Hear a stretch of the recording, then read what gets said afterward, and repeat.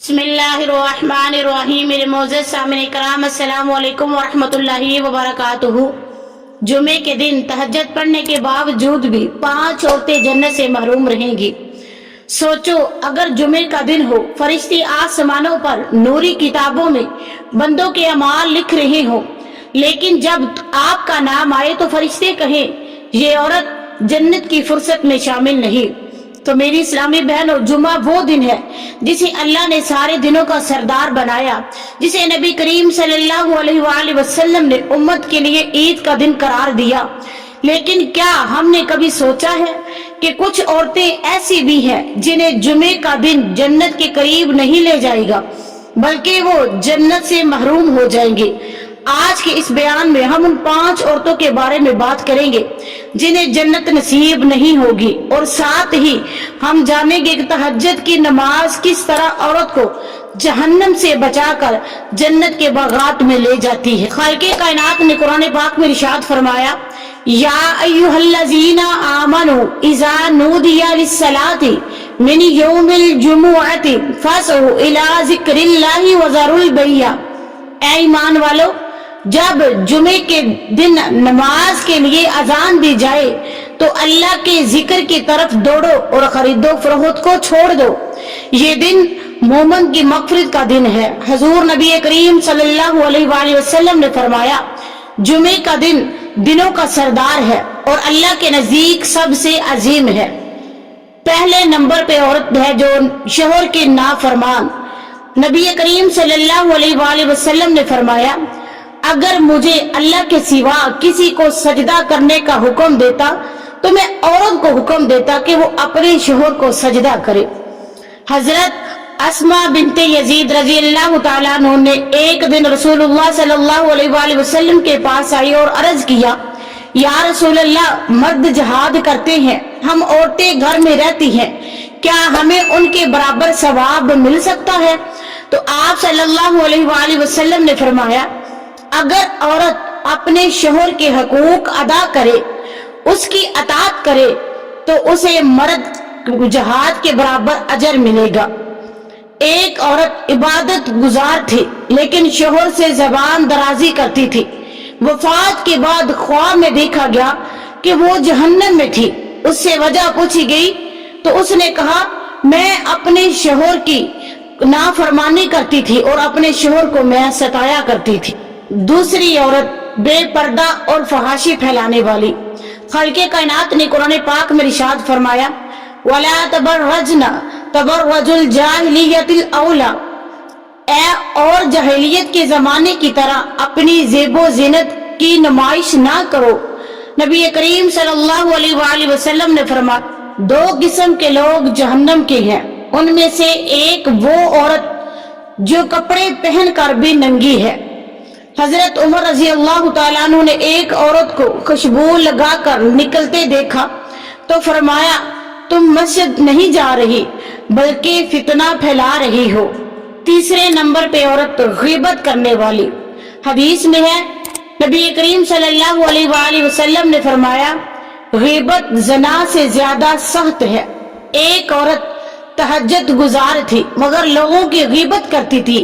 सहाबा इकराम रजी अल्लाह तआला अन्हु ने जिक्र किया तो आप सल्लल्लाहु अलैहि वसल्लम ने फरमाया, वो दोज़खी है। और कुरान पाक में इरशाद फरमाया, वला यग़तब बअदुकुम बअदा, और तुम में से कोई किसी की गीबत ना करे।